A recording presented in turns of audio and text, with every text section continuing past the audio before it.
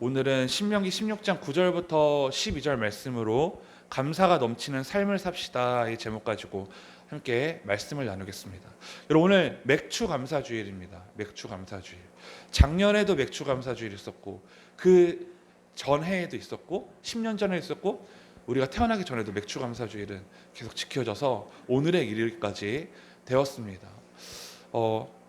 하나님이 왜 맥주 감사주일을 1년에 한 번씩 지키게 하셨는지, 또 1년 한 해에 한 번씩 이 절기를 통해서 우리가 깨달아야 되는 것은 무엇인지 우리가 함께 말씀을 통해서 함께 나누길 원하는데요.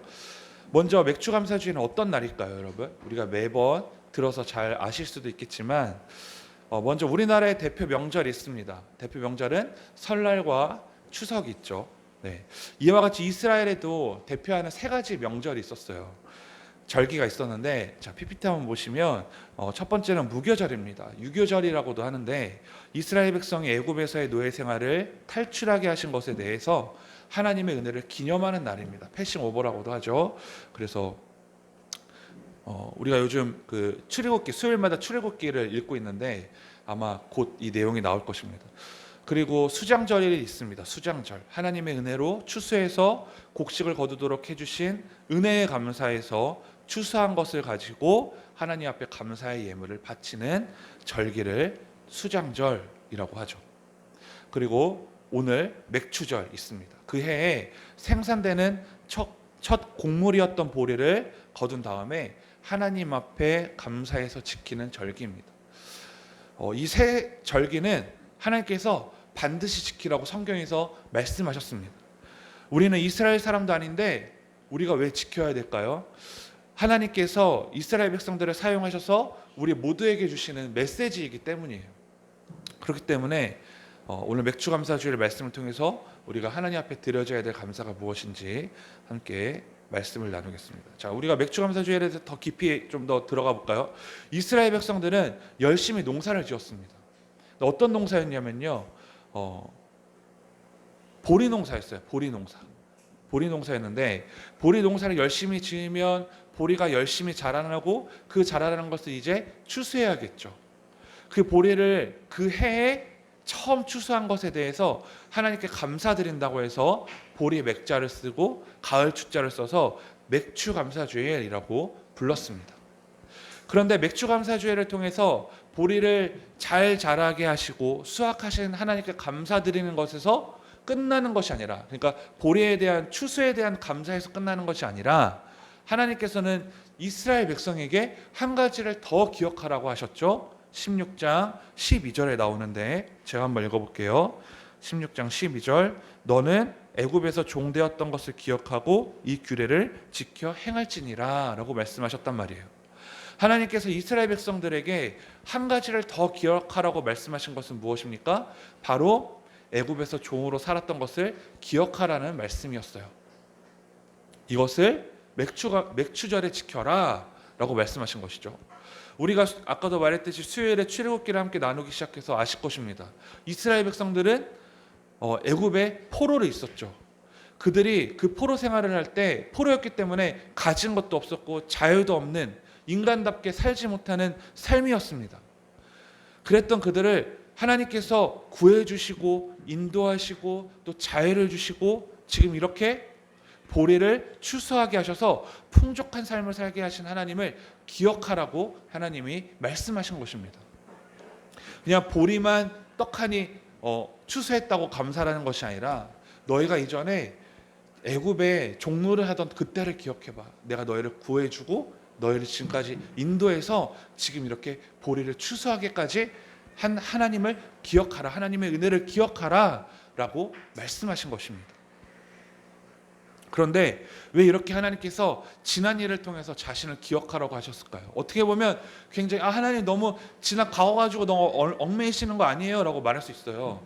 하나님께서 왜 지난 과거를 통해서 하나님을 기억하라고 말씀하셨을까요? 그 이유는요, 이스라엘 백성들이 애굽에서 탈출하게 되자 뭐가 생겼을까요? 처음에 자유가 생겼던 거예요. 자유. 더 이상 다른 나라에 노예된 생활을 하지 않아도 되고, 또 보리도 추수하고 잠잘 곳도 생기고 점점 편안한 삶이 이어지기 시작했어요. 살기 편해지고 더 이상 간구하지 않아도 굉장히 편안한 삶을 살게 된 것이죠. 오히려 하나님의 은혜로 부족한 없는 삶을 살게 되었는데, 그랬으면 그 은혜를 기억하면서 더 열심히 믿음의 삶을 하고 또 감사의 삶을 살아야 하는데, 그들은 어떻게 했습니까? 지난날 자신들을 구원하신 하나님의 은혜를 점점점 잊어버리고 지금의 삶에 만족하지 못한 채 불평하고 감사하지 못하는 삶이 되어버린 거예요. 여러분, 그 이스라엘 백성들 과거보다 얼마나 더 360도 바뀐 삶이잖아요. 노예 생활을 했기 때문에 그들에게 자유도 없었고 가진 것도 없었고 누릴 수 있는 것도 없었는데, 오히려 그때는 하나님 앞에 더 간절했겠죠. 하지만 그들에게 자유가 생기니까 그들은 이제 더 이상 하나님을 찾지 않아요. 오히려 지금 가진 것에 대해서 부족함을 느끼고 불평하기 시작했다는 거예요. 그래서 하나님이 16장 12절에 말씀하시죠. 너는 애굽에서 종되었던 것을 기억하고 이 규례를 지켜 행하라. 이게 어떻게 보면 우리 그리스도인들이 당연히 해야 될 것이지만 가장 못하는 게 바로 이 점이에요. 여러분, 이들은 지난날의 은혜를 잊었습니다. 우리도 중요한 것은 절대 하나님이 지난날 나에게 주신 은혜와 감사를 잊어서는 안 된다는 거예요. 여러분이 오늘의 순간까지 살아갈 수 있는 것은 하나님의 은혜와 사랑 없이는 절대 있을 수 없다는 것을 잊지 마시기 바랍니다. 하지만 우리는 너무나 쉽게 그 하나님의 은혜와 사랑 그리고 감사를 잊고 삽니다. 간절할 때만, 조급할 때만, 애탈 때만 하나님을 찾고 기도할 때가 너무나 많아요. 그 일이 해결되면 다시 힘들기 전까지 하나님을 다시 찾지 않는다는 것이죠. 우리의 현실을 보면 감사하지 못하는 삶이 대부분이죠. 하나님이 근데 이게 굉장히 중요한 거예요. 하나님이 주신 지난날의 감사를 잊고 살게 되면 어떻게 될까요? 네? 하나님이 주신 감사를 잊고 살면 어떻게 될까요? 여러분, 지난번에도 제가 설명했던 것 같은데 우리나라 자살률과 우울증이 심각한 수준이라고 하죠. 여러분, 왜 자살을 하고 우울증에 걸릴까요? 여러분, 그게 뭘까요? 그 어떤 것을 말해주는 거죠? 자살률이 높고 우울증이 높다. 이건 뭘 반영하는 걸까요? 지금 삶이 너무 싫고 견디기 힘들다는 걸 반영하는 거잖아요. 그렇죠? 지금의 삶이 싫고 견디기 힘든 건요, 팩트예요. 그거 잘못된 게 아니에요. 누구나 다 지금의 삶이 힘들고 견디기 힘들어요. 제가 지난 설교 때도 말했듯이 우리 삶의 인생을 하나하나씩 다 한 번 한 번씩 다 돌아보면 그 삶은 스토리가 있고 굉장히 다 힘들고 어려운 삶이잖아요. 근데 그것은 내가 피하고 싶다고 해서 피해지는 게 아니죠. 나에게 어느 순간 예고 없이 찾아오는 것도 굉장히 많잖아요. 그것은 팩트인데, 그러면요, 그 팩트를 인정하고 우리가 뭔가 그것을 이겨낼 만한 해결책이 있어야겠죠. 여러분, 언제까지 우리가 그 힘들고 어렵고 우울하고 나를 억누르는 것에서 언제까지 내가 그렇게 힘들기만 하겠습니까? 우리가 이겨낼 수 있어요. 그런데 그 이겨낼 해결책을 찾아야 된다는 거죠. 그 삶을 견디고 이겨낼 수 있는 방법은요, 하나님이 나에게 주신 은혜와 감사와 사랑을 기억하는 거예요. 아무리 제가 생각을 해봐도 다른 방법이 생각나지 않아요. 또 말해야 될까요, 여러분? 먹을 것과 입을 것과 누릴 수 있는 것으로 나의 우울증과 내가 정말 나를 억누르는 것을 해결할 수 있다 없다? 없다는 거예요. 방법은요, 정말 방법은요 하나예요. 그게 뭘까요? 하나님이 주신 은혜와 감사와 사랑을 기억하면 여러분 정말 우울해도 살 수 있는 거예요. 우울해도 살아가는 거예요. 다시 새 힘을 얻을 수 있는 거예요. 왜죠? 그때도 여러분 무척 힘들었었는데 하나님이 그때 함께 하셨잖아요. 지난 은혜를 입었을 때 그때는 안 힘들어서 은혜를 기억합니까? 그때는 안 힘들어서 하나님의 사랑을 기억해요? 그때는 안 힘들었기 때문에 하나님 앞에 감사할 수 있는 거예요? 아니잖아요. 그때도 똑같이 힘들었어요. 그런데 그때 어떻게 이겨낸 거예요? 하나님이 주신 은혜가 있었기 때문에 내가 이겨낼 수 있었더라면 지금 나에게 찾아온 그 힘들고 어려운 순간도요, 내가 어떻게 그것을 이겨낼 수 있다? 지난 날에 하나님이 나에게 주신 그 은혜를 통해서 내가 이겨낼 수 있다는 거예요.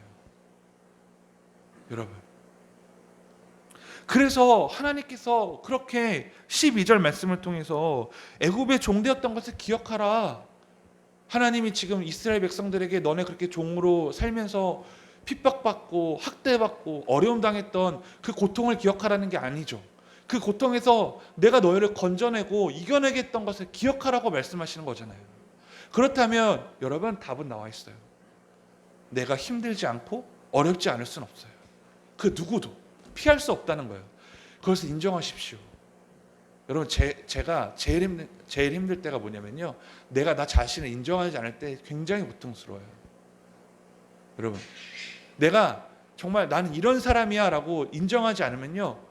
그게 막 너무 힘든 거예요. 나중에 결과적으로 힘들어져요. 하지만 내가 이런 사람이다 라고 인정하고 하나님께 도움을 구하는 거예요. 그게 정답입니다. 여러분 왜 우리가 감사하지 못하는 삶을 살까요? 우리 눈에 보이는 것으로 또 내가 가진 것으로 감사의 기준을 삼기 때문이에요. 여러분 생각해 보세요. 여러분 어떨 때 감사가 나오나요? 어떨 때 감사가 나오나요? 보이지 않는 것에 대한 감사가 많습니까? 아니면 뭔가 보여지고 내가 느껴져야 감사가 나옵니까?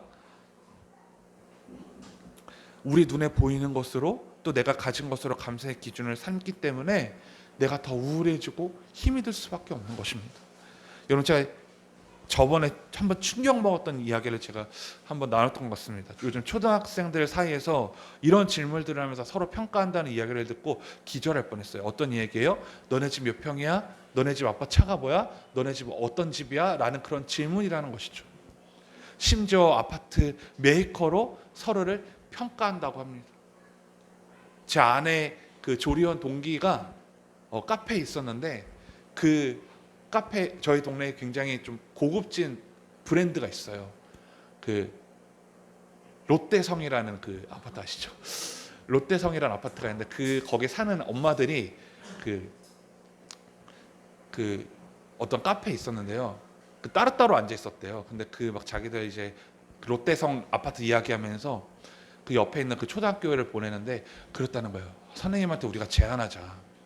우리 아파트에 사는 애들만 따로 반을 만들어 달라고 하자, 요청하자 이랬다는 거예요.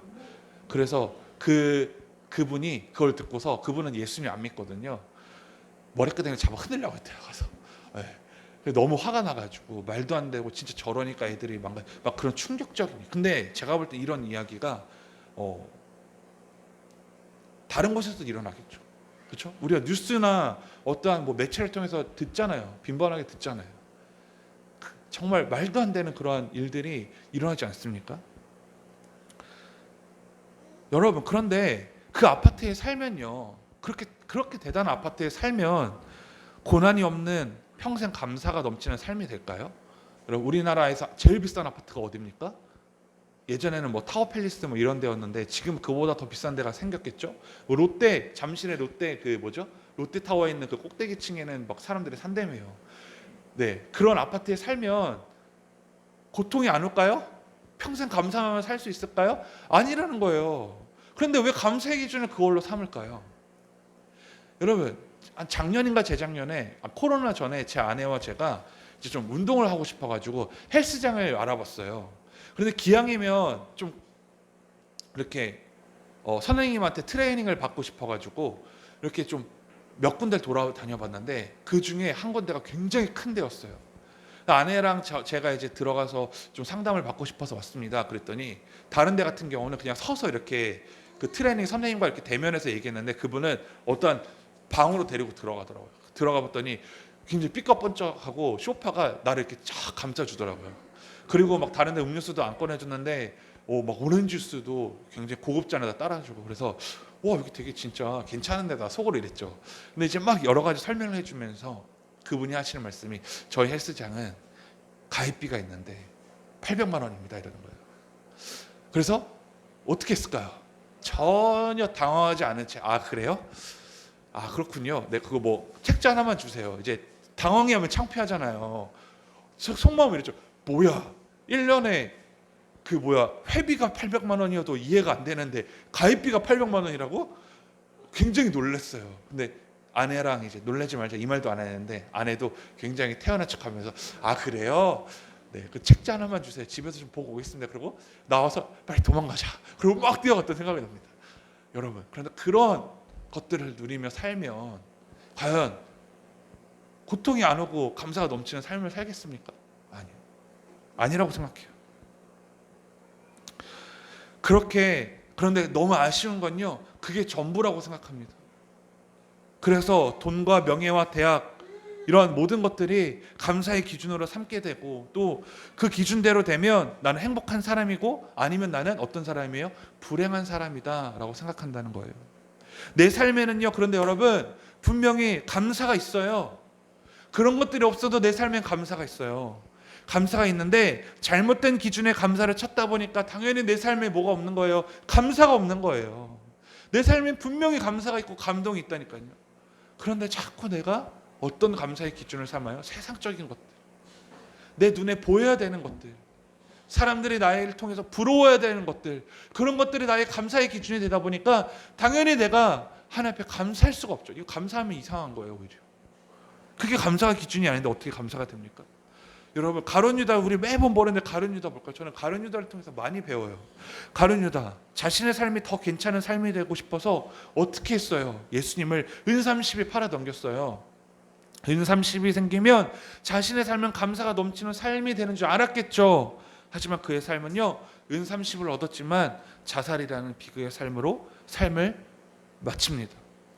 성경에 이스라엘 백성들이 광야를 지날 때 여러분 아시죠? 그들이 먹을 것과 마실 것이 없어서 하나님을 원망하고 자신의 삶을 학대하기 시작했어요. 그런데 그 모습을 보시고 하나님은 그들에게 무엇을 보십니까? 만나와 메추라기를 내려주시죠. 하지만 얼마 있다 또다시 그들에게 먹을 것과 마실 것이 없어졌어요. 그러면 어떻게 해야 될까요? 나에게 먹을 것과 마실 것이 없을 때 만나와 메추라기를 내려주신 하나님 앞에 간절히 기도했지만 그들은 또 하나님을 원망하고 자신을 학대하기 시작했습니다. 하나님의 은혜가 있어야 할 자리에 내 욕심이 더 크게 자리 잡은 결과예요. 감사할 수가 없죠. 분명히 하나님은 이스라엘 백성들에게 만나와 메추라기를 주셨는데, 감사가 분명히 있는데, 은혜가 있는데 그들의 마음속에 뭐가 더 큰 거예요? 욕심이 더 컸던 거예요. 당연히 감사가 나오지 않죠. 이 모습들이 반복되어지면서 그들은 자신들의 우상을 만들기까지 하면서 감사하지 못하는 삶을 살게 됩니다. 가진 것이 있는데 불평한 거예요. 분명히 지난 날을 돌이켜보면 자신들을 구원해 주시고 먹을 것을 채워주셔서 감사해야만 했던 이스라엘 백성들은 하나님 앞에서 큰 실수를 하게 된 것입니다. 왜 그랬을까요? 지난 날에 하나님이 주신 은혜를 기억하지 못하고 지금 내 감정과 내 상황만 바라본 거예요. 그러면 절대로 감사할 수가 없어요. 자, 그러면 우리의 삶을 돌아보면 감사할 수 있는 충분한 3가지 이유만 짧게 보고 마치겠습니다. 자, 첫 번째, 우리가 감사할 수 있는 충분한 3가지 이유. 여러분 분명히 감사의 삶이에요. 감사 받았어요. 감사의 제목이 있어요. 자, 첫 번째 뭐냐면요, 하나님이 나를 창조하셨다는 거예요. 하나님이 나를 창조하셨다. 그 말씀이 어디 나와요? 창세기 1장 1절과 창세기 1장 27절에 나오죠. 자, 창세기 1장 1절과 창세기 1장 27절. 자, 우리 함께 읽어볼까요? 자, 제가 읽을게요. 태초에 하나님이 천지를 창조하시니라. 또 창세기 1장 27절, 하나님이 자기 형상 곧 하나님의 형상대로 사람을 창조하시되 남자와 여자를 창조하시고 라고 말씀이 나와 있습니다. 자, 하나님이 나를 창조하신 것은 내가 충분히 감사할 이유고 내가 주님 앞에 영광 돌리는 삶이 되어야 될 이유입니다. 자, 두 번째, 예수님이 나를 구원하셨다는 거예요. 모든 사람이 죄를 지어 하나님의 영광에 이룰 수 없게 되었습니다. 그런 사람이 그리스도 예수께서 주시는 속죄를 통해 하나님의 은혜로 의롭다는 판단을 받습니다. 그것은 하나님께서 거저 주시는 선물입니다. 여러분, 더 이상 설명하지 않아도 여러분 이것이 왜 감사인지 여러분 아시죠? 마지막 3번째입니다. 성령님이 나와 함께 하십니다. 요한복음 14장 26절. 그러나 내 아버지께서 나의 이름으로 보내실 진리의 성령이신 보혜사께서 너에게 모든 것을 가르치시며 내가 너에게 말한 모든 것을 생각나게 하실 것이다. 그 성령님께서 항상 나와 함께 하시면서 여러분 어떻게 하신대요? 너에게 모든 것을 가르치시며 내가 너에게 말한 모든 것을 생각나게 하실 것이다. 여러분, 이 너무 중요해요. 성령님께서 가르치시며 내가 너에게 말한 모든 것을 생각나게 하신다는 거예요. 여러분, 내가 그 가르침을 받고 하나님의 말씀이 생각나려면 내 안에 누가 역사하셔야 되죠? 성령님이 역사하셔야죠. 그래서 우리가 성령님을 구하는 기도를 해야 된다는 거예요. 여러분, 분명히 여러분 감사 받았죠. 더 이상 여러분 세상적인 감사를 받지 않아도 우리는 이미 세상적으로 얻을 수 없는 너무나 위대하고 대단한 감사의 제목들이 우리 삶에 있다는 거예요. 그래서 나에게 눈에 보여지는 것, 내가 누리지 못하는 것, 세상적으로 누리지 못하는 것, 그걸로 해서 나의 감사가 막힌다면요, 이 세 가지를 기억하십시오. 하나님, 예수님, 성령님이 나에게 어떻게 감사의 제목을 주셨는지. 여러분, 마지막으로 닉 부이치치라는 사람을 제가 소개하고 싶습니다. 닉 부이치치 제가 소개하지 않아도 여러분 잘 아실 거예요. 옛날에 뭐 힐링 캠프에도 막 나오고 팔다리가 없었던 그 사람 있잖아요. 여러분, 그 사람이 82년생으로요. 그 몇 살이죠? 82년생이면? 네? 내가 84년생인데 제가 지금 몇 살인지 기억이 안 나요. 40살인가요? 40살이죠. 감사합니다. 제가 38살이네요. 자, 선천적으로 여러분 팔다리가 없는 해표지증이라는 장애를 가지고 태어났어요. 그렇죠? 그 닉 부이치치를 보는 사람이 정말 답답할 것 같아요. 저도 막 그 사람을 볼 때 좀 안타까운 마음보다 얼마나 답답할까라는 생각이 들었어요. 그 사람을 볼 때 당연히 감사할 수가 없죠. 그렇죠? 감사할 수가 없어요. 불평과 불만이 가득했을 것이고 당연히 감사하지 못하는 삶을 살았을 것입니다. 그런데 제가 지난 추수감사주일날에도 이 닉 부이치치를 여러분에게 소개했었거든요. 그 사람이 뭐라고 말하는지 아세요? 그 사람이 이렇게 고백했어요. 그 사람은요, 모든 사람들은 아름답고 가치가 있다라고 말을 했대요. 대단하지 않습니까? 팔다리가 멀쩡한 저는 이런 고백을 한 적이 없어요.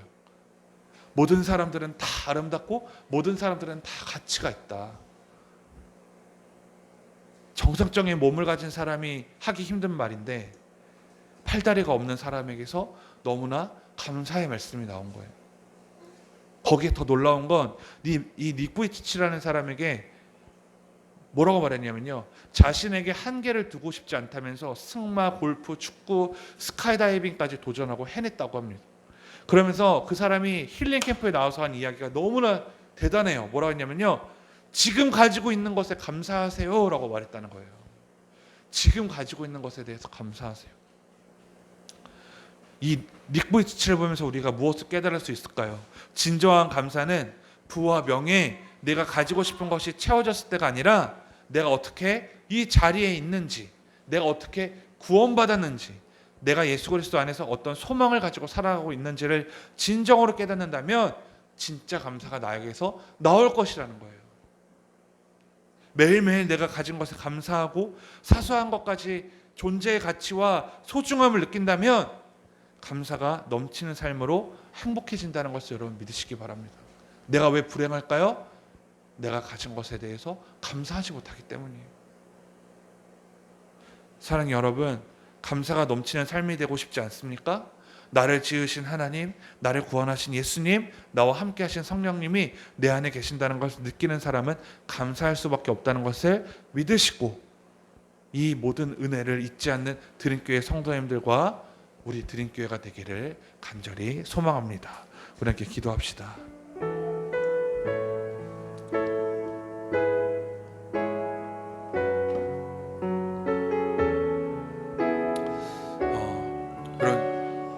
저를 한번 보세요. 제 부끄러운 얘기 하나만 하고 마칠게요. 오늘 일찍 끝내야 되니까 부끄러운 얘기 하나만 할게요. 뭐냐면요, 제가 개척을 할 때 너무나 감사했거든요. 진짜 감사했어요. 제 아내와 저와 제 아들과 저희 집 그 식탁에서 3명이서 앉아가지고 자꾸 이야기해서 너무 죄송한데 그때 너무 은혜가 있어요. 진짜 막 눈물이 나고. 한번 생각해 보세요.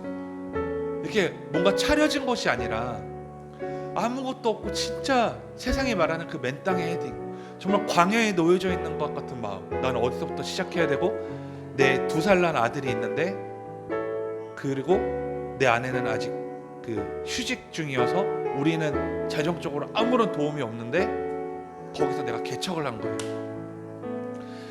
내 상황으로 봤을 때 감사할 수가 없었는데 정말 그 첫 예배를 아직도 잊지 못해요.